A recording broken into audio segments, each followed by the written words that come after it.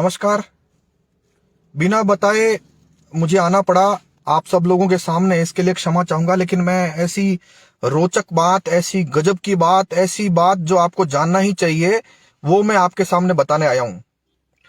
आप जानते हैं कि रीट परीक्षा के नाम पर पूरे राजस्थान नहीं, देश भर में शोर मच रहा है। और ये शोर इस हद तक मच रहा है कि हमारे राजस्थान के कई मंत्रियों ने आपा खो दिया है। मैं दोबारा बोलता हूं इस बात को, कई क्या करने लग गए हैं। अगर मैं आपको जो अभी बताने वाला हूं, जो बात आप सुनकर बड़ा आश्चर्य करेंगे कि मंत्री बौखला गए हैं बुरी तरह से इस बात से कि कोई व्यक्ति ये कह रहा है कि रीट परीक्षा की धांधली में राजनीति वाले लोगों का इन्वॉल्वमेंट है। दोबारा सुनिए मेरी बात को ध्यान से। मैं ऐसी गजब की बात आपको बताने वाला हूं। रीट का आंदोलन अभी तो शुरू हुआ ही है और अभी से इनके मंत्री कितने बौखला रहे हैं। इनके कैबिनेट मंत्री, मैं आपको अभी एक कागज दिखा रहा हूं और वो कागज चिल्ला चिल्ला कर बोल रहा है कि इन्होंने क्या फर्जीवाड़ा किया है। देखिए, मैं आपके सामने वो कागज ला रहा हूं। ये कागज कैमरा पीछे करके दिखा रहा हूं आपको। देखिए, इस कागज में ये देखिए कागज, ये बांसवाड़ा जिले के आनंदपुरी पुलिस थाने की एफआईआर है और इसमें कैबिनेट मंत्री ने एफआईआर दर्ज कराई है एससी एसटी एक्ट में। देखिए ध्यान से, एससी एसटी एक्ट, इसके अलावा आईटी एक्ट वो लगाया गया जिसको सुप्रीम कोर्ट ने खत्म कर दिया है। और मूल बात यह है कि मंत्री जी कह रहे हैं मेरी मानहानि हुई है। और अगर कोई कानून जानने वाला व्यक्ति मुझे देख रहा है तो आप बताइए, मानहानि का मुकदमा क्या एफआईआर होती है या उसके लिए नॉन कॉग्निजेबल ऑफेंस में कुछ और बनता है। ये देखिए दोबारा से मंत्री जी का नाम, ये एफआईआर कराने वाले व्यक्ति का नाम महेंद्रजीत सिंह मालवीय है।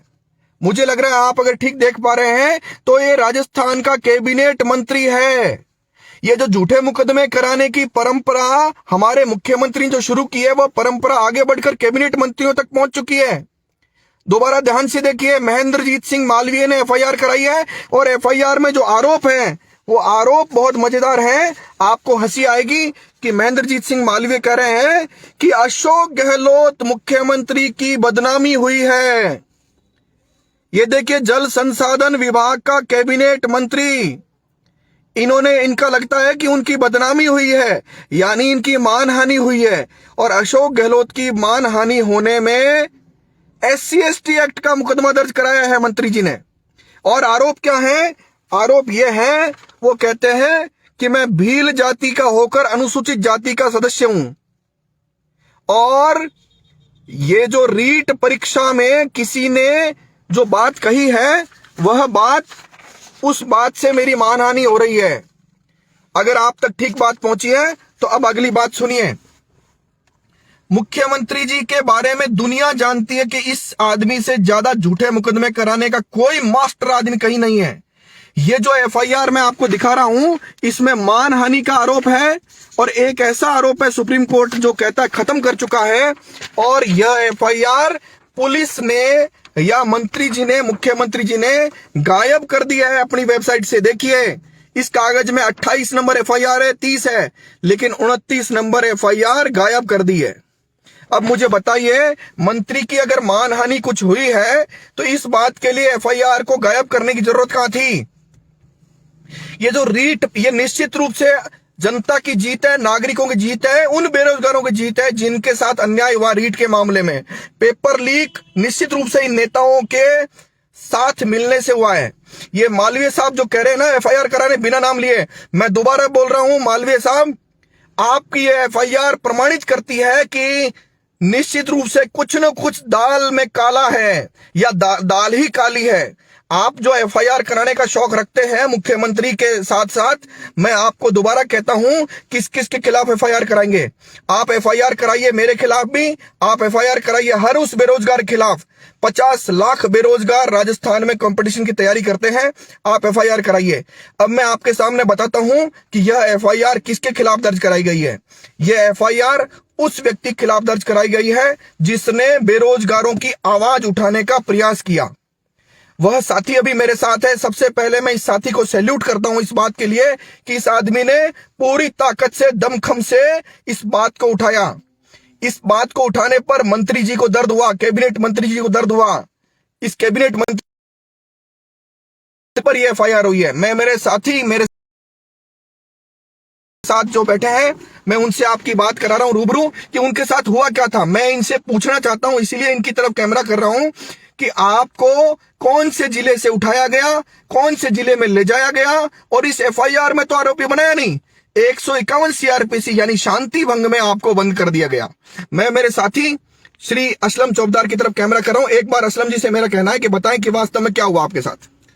ये मैं उदयपुर था, उदयपुर में गाशा जो क्षेत्र है वहां पे था। वहां से थाने से 3 लोग आए थे मेरे पास, मेरे घर पे, और उन्होंने मुझे थाने में बुलाया।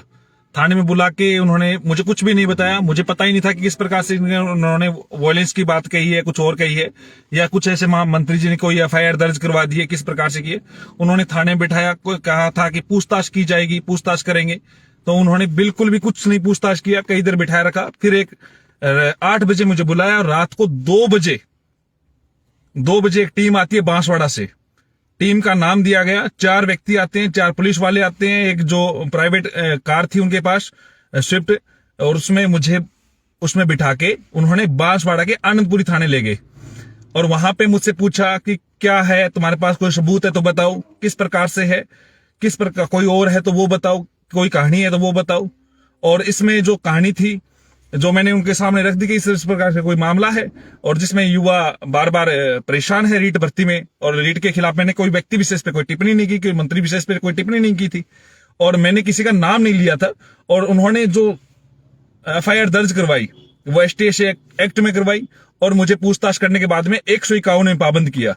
देखिए साहब, आप बहुत मजेदार बात सुन रहे हैं, बहुत रोचक बात सुन रहे हैं।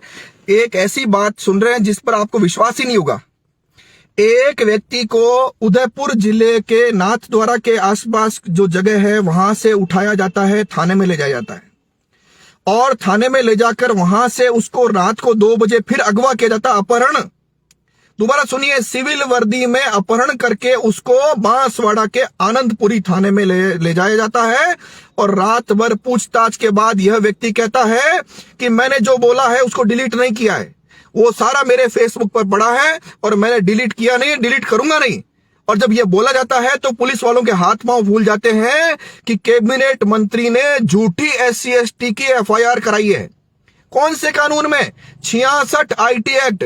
पुलिस वाले मुझे बताएं, डीजीपी लाठर मुझे बताए कि ये 66A IT एक्ट को सुप्रीम कोर्ट ने जब खत्म कर दिया तो क्या मंत्रियों के लिए छूट है क्या? कौन से कानून में कर रहे हैं आप लोग? और आप तो, मुझे पता है, मुख्यमंत्री तो पाकिस्तान का एजेंट बनाने में सक्षम है, और कोई जमाने में मुझे भी बनाया था। ये जो असलम नाम का मेरा साथी है, इसको तो बनाना और आसान था। लेकिन आप झूठे मुकदमे कब तक बंद करेंगे कराना? और अगर आप इन झूठे मुकदमों से उन बेरोजगारों की आवाज बंद करना चाहते हैं जिनके साथ आपने अन्याय किया है, तो ये दुर्भाग्यपूर्ण बात है। मेरे असलम साथी जो है, जिसने बेरोजगारों के हित में काम किया है, उसको मेरी तरफ से, मेरे पूरे लॉ चैम्बर की तरफ से और आप सब की तरफ से, बेरोजगारों की तरफ से आश्वस्त करता हूं कि इसके साथ कंधे से कंधा मिलाकर पूरी वकीलों की टीम खड़ी है, जोधपुर की और जयपुर की दोनों मिलाकर के। और बांसवाड़ा के पुलिस वालों को मैं एक बात के लिए राय देता हूं कि आप लोग ये धंधा बंद कर दीजिए, ये मंत्रियों के तलवे चाटना बंद कर दीजिए, और अन्यथा आप में दम हो तो इस एफआईआर में गिरफ्तारी करिएगा।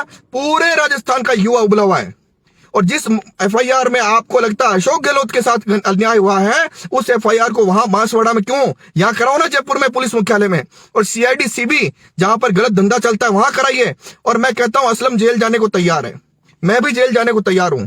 राजस्थान के 50 लाख बेरोजगार जेल जाने को तैयार है, लेकिन कम से कम आप लोगों की असलियत तो सामने आए। इसलिए लाइव आया। मैं असलम भाई से कहूंगा कि अपनी बात को पुरजोर तरीके से रखें। मेरी छवि को दागदार करने के लिए एक झूठा परिवार भी तैयार करवाया, कई लोगों को, जिनको मैं कभी ना तो बांसवाड़ा गया इससे पहले, ना मैं कहीं भी डूंगरपुर गया, या मैं TSP क्षेत्र में भी उदयपुर को छोड़ के कहीं नहीं गया। एक झूठा परिवार दायर करवाया गया, और उसमें कहा गया कि इस प्रकार से, और न्यूज़पेपर वालों को भी कहा तुम लगातार छापो, इस प्रकार से, और ये कहा गया कि ये फॉलोअर बढ़ाने की बात थी। मैंने कोई भी कहीं भी इस प्रकार की कोई बात नहीं कही कि कोई फॉलोअर बढ़ाने की बात हो, या फिर मैंने किसी के साथ ठगी वगैरह इस प्रकार की बात की। अगर परिवाद दिया है 30 लोगों का, उनका नाम सार्वजनिक करे सरकार या पुलिस जो भी है। और इसके अलावा जो 30 लोग हैं जिन लोगों का परिवाद की बात आ रही है, वो भी मंत्री जी के करीबी है। ये भी चीजें मुझे है। मैं इसलिए 3 दिन से चुप था कि मुझे उन चीजों का पूरा पता करना था कि जिस प्रकार से एक युवा बेरोजगारों की आवाज को दबाने के लिए मैं चाहे नौकरी कुर्बान करनी पड़े या कुछ और करनी पड़े, मैं करने के लिए तैयार हूं। इस चीज में महत्वपूर्ण बात यह थी दोस्तों कि परिवाद झूठा दर्ज करा के मेरी आवाज को चुप करवा के, क्योंकि मेरी आवाज बेरोजगार है, बेरोजगारों के बीच में मेरी छवि खराब जाएगी तो बेरोजगार मेरे पे विश्वास ना करेगा। परिवाद अगर सच्चा है तो एफआईआर दर्ज करे, मुझे गिरफ्तार करे, चाहे 420 में करे। और इसमें जो ST/SC का उल्लंघन का बताया गया, पहली बात तो मुझे यह भी नहीं पता था कि माननीय मंत्री जी का मैंने नाम नहीं लिया। दूसरी बात, मैंने माननीय जो मंत्री जी माननीय कहला रहे हैं उनको मुझे ये नहीं पता था कि वो ST/SC में। और ST/SC के युवा साथियों से भी मैं कहना चाहता हूं दोस्तों, मैं हर धर्म, हर जाति, हर मजहब का हमेशा सम्मान करते आया हूं। मेरा कभी भी किसी भी धर्म मजहब के लेके कोई भी अगर कमेंट्स है तो भी ले आइए। और इस मुद्दे पे भी मैंने कोई ऐसा कोई गलत करते नहीं किया था कि इस प्रकार का मेरे खिलाफ उन्होंने एफआईआर दर्ज की। और जो IT एक्ट जो भाई साहब बता रहे थे 66 वो है ही नहीं। और एफआईआर का उस पेज से हाइड कर देना, शो नहीं करना, ये सारी चीजें आप समझे क्यों गायब की जा रही है। मामला ये सोचेंगे चुप हो जाएंगे, मामला उसको जलील कर देंगे और कर देंगे। चलो वेट करते हैं, भाई साहब जैसे बता रहे हैं और एडवोकेट पैनल बता रहे हैं, मैं उसके ऊपर पूरी कानूनी कार्रवाई करूंगा। कोर्ट की जो हमें न्यायालय पे पूरा भरोसा है और न्याय युवाओं के हित में मैं खुद लड़ता रहूंगा। मैं साथियों हमेशा कहता रहा हूं कि मुख्यमंत्री झूठे मुकदमे कराने का गजब का शौकीन है। इस मुख्यमंत्री को लत है झूठे मुकदमे कराने की। मैं दोबारा बोलता हूं, एडिक्ट है ये, इसको एडिक्शन है झूठे मुकदमे कराने का। यह प्रमाण मैंने एफआईआर में दिखाया कि अशोक गहलोत की मानहानि हुई है और मुकदमा इनका कैबिनेट मंत्री करा रहा है। यह अद्भुत उदाहरण है इस भारत का। इस राजस्थान को छोड़कर बाहर के किसी राज्य में भी ऐसा कैबिनेट मंत्री मानहानि का मुकदमा SC/ST का। सुनिए, यह SC/ST को बदनाम करने की साजिश है मुख्यमंत्री की। इस तरह की जो मुकदमे जो SC/ST के दर्ज होते हैं, इससे जनरल और OBC के लोगों के मन में या उन जातियों के मन में जो भावना पैदा होती है वह उससे SC/ST बदनाम होती है। यह काम मुख्यमंत्री ने गजब तरीके से कराया है महेंद्रजीत सिंह मालवीय से। मैं मुख्यमंत्री को और कैबिनेट मंत्री को चुनौती देता हूं कि रीट परीक्षा में खादी यानी नेताओं की धांधली शामिल है और तुम्हारी अगर औकात है तो इस रीट परीक्षा की CBI जांच कराइए, अन्यथा ये 50 लाख बेरोजगार आपको निश्चित रूप से आईना यानी कांच दिखाएंगे। और इसके साथ मैं बांसवाड़ा के पत्रकार मित्रों से भी बात कहता हूं कि कोई भी खबर लगाने से पहले आप दूसरे पक्ष का वर्जन जरूर लीजिए।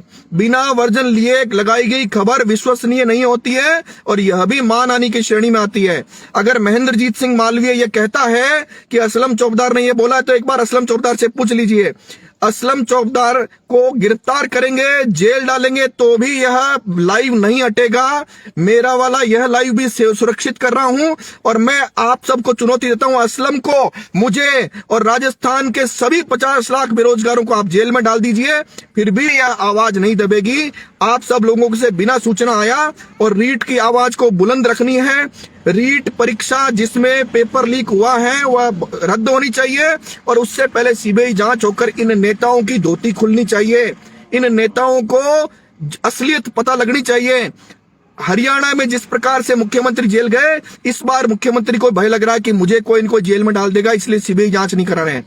मैं आप सब लोगों से रीट परीक्षा और ये आंदोलन घोटाले जितने हो रहे हैं उस आंदोलन में हिस्सा बनने के लिए कह रहा हूं। जितने एग्जाम है सब में बेरोजगारों के साथ धोखा हुआ है, आगे भी भविष्य में होगा। अब नहीं जागे तो कभी नहीं जाग पाएंगे। आप सब लोगों